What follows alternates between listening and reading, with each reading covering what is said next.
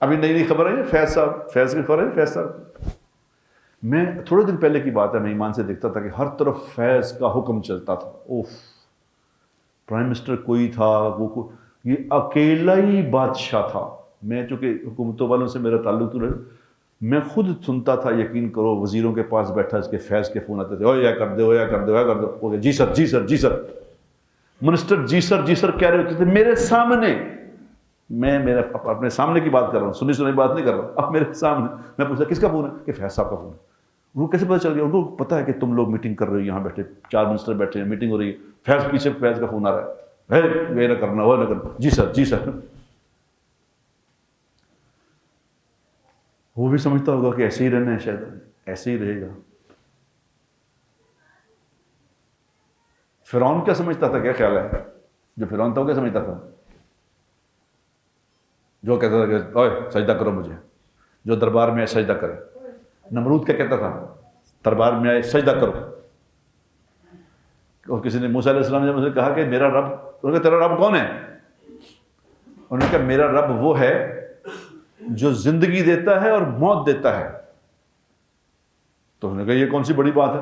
بلاؤ قید خانے سے 2 قیدیوں کو، 2 قیدی بلائے اس نے، ایک کو سزائے موت ہوئی بھی تھی، اس نے کہا جاؤ تو بری. ایک بری ہونے والا تھا، انہوں نے کہا اس کو سزائے موت دے دو، اس کو مار دیا، اس کو نکال دیا. انہوں نے کہا یہ تو میں بھی کر سکتا ہوں. یعنی جب حکومت میں ہوتا نا آدمی تو مت ماری بھی ہوتی ہے، مت ماری ہوئی.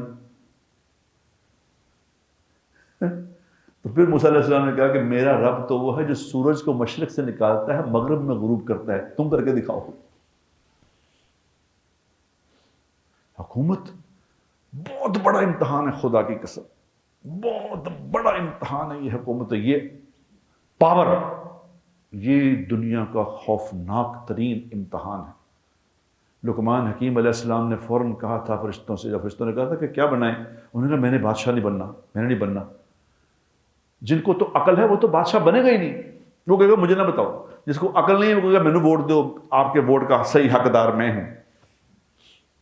یہ عقل نہیں ہے، یہ کل کی بات ہے میرے سامنے. یہ ہانڈیاں جلاتا، وہ کیا کہتا ہے ہانڈی شاہ، میں آپ کو نا ہانڈی شاہ، یہ فیض صاحب کی ہانڈیاں جلاتا تھا گھر جا کے.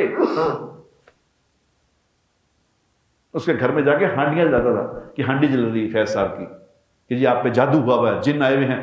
وہ فیض کے ساتھ تصویریں بنا کے مارکیٹ میں چھوڑتا تھا کہ دیکھو جی فیض صاحب کے ساتھ کھڑا ہوں. یہ پیر ہانڈی شاہ،